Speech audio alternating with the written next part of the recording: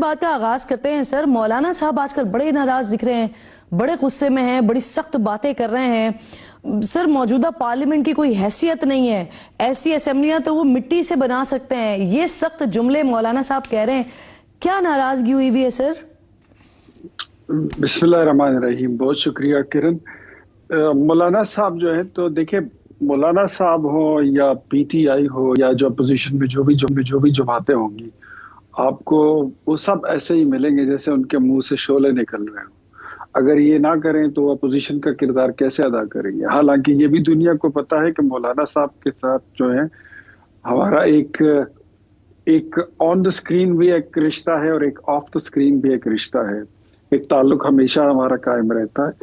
تو خیر یہ this is just political statement, it's nothing else, اس سے زیادہ کچھ نہیں ہے. اور نہیں, یہ آپ کی طرف سے پولیٹیکل اسٹیٹمنٹ ہے یا وہ پولیٹیکل اسٹیٹمنٹ دے رہے ہیں؟ میں تو آپ کو ڈیپ ان سائڈ اسٹوری بتا رہا ہوں آپ کہ مطلب یہ لوگوں نے پہلے بھی مجھے کہا تھا کہ ایک طرف پی ٹی آئی آپ کے ساتھ 26 نومبر کے لیے نبرد آزما ہے, دوسری طرف مدرسے کا ایشو اٹھ رہا ہے, تو مولانا صاحب اگر روڈ پر آ گئے تو میں نے کہا کوئی شرط لگانا چاہے لگا لے.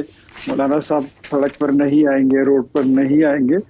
مولانا صاحب کے ساتھ ہمارا ایک رشتہ ہے, ہاں اس میں کوئی شک نہیں ہے. دیکھیں مولانا صاحب اگر دعویٰ کرتے ہیں کہ ان کا مینڈیٹ چرایا گیا ہے تو کرن that's you know very well and everyone knows نوز. یہ شیورٹی آپ کو کہاں سے ملی تھی سر کہ نہیں آئیں گے؟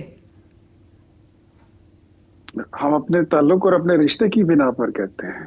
اور دوسرا میں آپ کو یہ بتاؤں کہ مولانا صاحب جو ہے تو ان کا مینڈیٹ تو جہاں سے ہے وہ آپ کو بھی پتا ہے, مجھے بھی پتا ہے, پوری دنیا کو پتا ہے کہ ان کا مینڈیٹ خیبر پختونخوا سے ہے. اور انہوں نے یہ بھی کہا ہے کہ خیبر پختونخوا کی وہ تو اسی طرح کا الزام آپ پہ لگاتے ہیں سر. وہ آپ کی حکومت کو کہتے ہیں یہ جعلی حکومت ہے, فارم 47 کی حکومت ہے, ایسی اسمبلیوں کو وہ مٹی سے بنا لیں, یہ آپ کے بارے میں کہتے ہیں. وہ بنا لیں ایک اسمبلی ایسی, ہم بھی ان کے ساتھ بیٹھ جائیں گے. کیوں نہیں بناتے ہیں, پھر بنانے دیں, ہمیں کیا اعتراض ہے. لیکن جہاں تک بات ہے تو ان کا مینڈیٹ تو خیبر پختونخوا میں ہے, اور خیبر پختونخوا میں ان کا مینڈیٹ کس کے پاس ہے؟ وہ پی ٹی آئی کے پاس ہے. تو میرے خیال میں نتھنگ سیریس اباؤٹ دیٹ, مجھے کچھ نہیں لگتا. چلیے حاجی صاحب سے بھی پوچھ لیتے ہیں. حاجی غلام علی صاحب رہنما ہے JUIF کے, میرے معزز مہمان ہیں, مجھے جوائن کر رہے ہیں. سر بہت شکریہ. سر کیا ناراضگی ہے اس وقت مولانا صاحب کو؟ مولانا بہت زیادہ نہ صرف ناراض دکھائی دے رہے ہیں بلکہ بڑے سخت بیانات بھی دے رہے ہیں روزانہ. کیا ہوا ہے سر اچانک سے ایسا؟ بسم اللہ الرحمن الرحیم. دیکھیں مولانا صاحب کی ناراضگی نہیں ہے کسی سے, ہماری ناراضگی سسٹم پہ قوم کا نو کانفیڈنس کی وجہ سے ہے.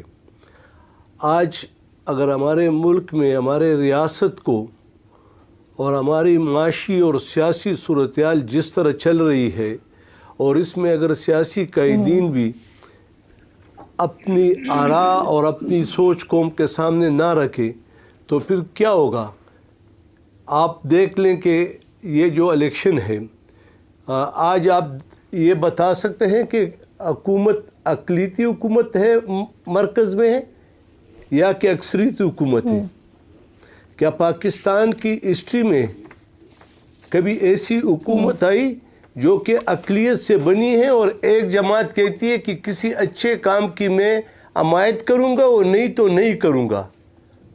تو دیکھیں اس طرح سے ملک سلطنت ریاست چلانا یعنی جو ہے, آپ کہہ رہے ہیں کہ مولانا صاحب محض اپنی سوچ جو ہے وہ عوام کے سامنے رکھ رہے ہیں. صحیح, ٹھیک سر. اب نعیم صاحب, سر آپ لوگوں کی طرف سے شاہد خاقان عباسی کو, جی آتی ہوں سر, دوبارہ آتی ہوں آپ کی طرف, اتحاد میں شامل کرنے کے حوالے سے ان سے ملاقات ہوئی, پھر اس کے بعد ان کی طرف سے گرین سگنل بھی آ گیا, لیکن دوسری طرف مولانا فضل الرحمان صاحب ہیں, ان کو شامل کرنے میں ہچکچاہٹ کیوں ہے سر؟ بہت شکریہ اگر آپ نے موقع دیا. جی بالکل, خان صاحب کا بڑا واضح موقف تھا کہ جو بھی جماعت جو ہے, جو بھی یہ موقف رکھتی ہے قانون اور آئین کی بالادستی کے اوپر, آئین کی سربلندی کے اوپر, جو جمہوریت ہے اس کے اوپر, اور جو مینڈیٹ کے اوپر ڈاکہ ڈالا گیا ہے اس کے خلاف, تو بالکل ہم اس کے ساتھ چلیں, وہ ہمارے ساتھ چلیں, ہم بالکل تیار. تو اس میں جو جماعت کوئی قدغن نہیں, مولانا سامنے چلتا رہا, ابھی بھی ہمارے کسی حوالے سے کوئی ایسی بات نہیں ہے کہ کوئی دروازے بند ہیں مولانا صاحب کے حوالے سے. رول آف لا کے لیے، مینڈیٹ کی واپسی کے لیے، آئین کی بالادستی کے لیے بالکل کوئی ایسا قدغن نہیں ہے. جہاں پر شاید خاقان عباسی کی بات ہے یا ان کے ساتھ جو ہیں وہ مفتہ اسماعیل صاحب یا دیگر کی بات ہے، تو میں نے خان صاحب کو آج بتایا ہے کہ کیونکہ رائے صاحب مل نہیں سکے خان صاحب سے، رائے صاحب آئے لاہور تھے، ان کے اوپر مختلف مقدمات تھے، مختلف مقدمات میں انہوں نے پیش ہونا تھا وہاں ثابت کرنے کے لیے کہ میں دہشت گرد نہیں ہوں بلکہ ایک پرامن شہری ہوں، وہ اس کے لیے پیش ہوئے تھے.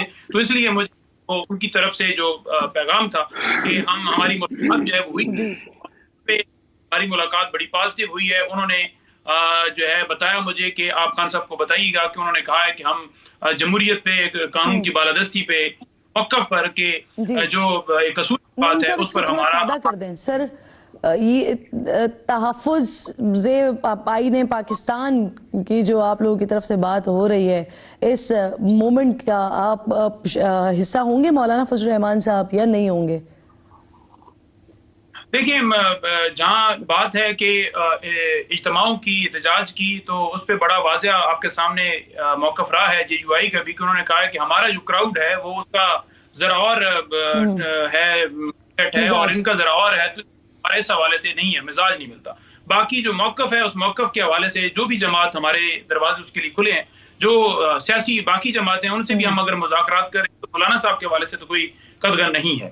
تو ہم تو بیٹھے ہوئے ہیں اور ہم کہہ رہے ہیں کہ جو ہماری ڈیمانڈز ہیں وہ بڑی واضح ہیں، اس کو قبول کرتے ہوئے آگے بڑھے. اگر وہ 7 دنوں کے اندر جوڈیشل کمیشن نہیں بنا تو مذاکرات پھر اس کے مزید آگے وقت لینے کا کوئی فائدہ نہیں. میں اس پہ آتی ہوں نا، آپ سے مذاکرات کے حوالے سے بھی بات کریں گے. سر پہلے ذرا یہ مولانا صاحب والی بات کو مکمل کر لیں نا حاجی صاحب. سر یہ مولانا صاحب کہہ رہے ہیں کہ انہوں نے بالادست قوتوں کو دلیل اور محبت سے سمجھایا ہے کہ ان کی بات مان لی جائے. سر وہ کیا بات مانی جائے اور کس کو کہہ رہے ہیں، کون ہیں وہ بالادست قوتیں؟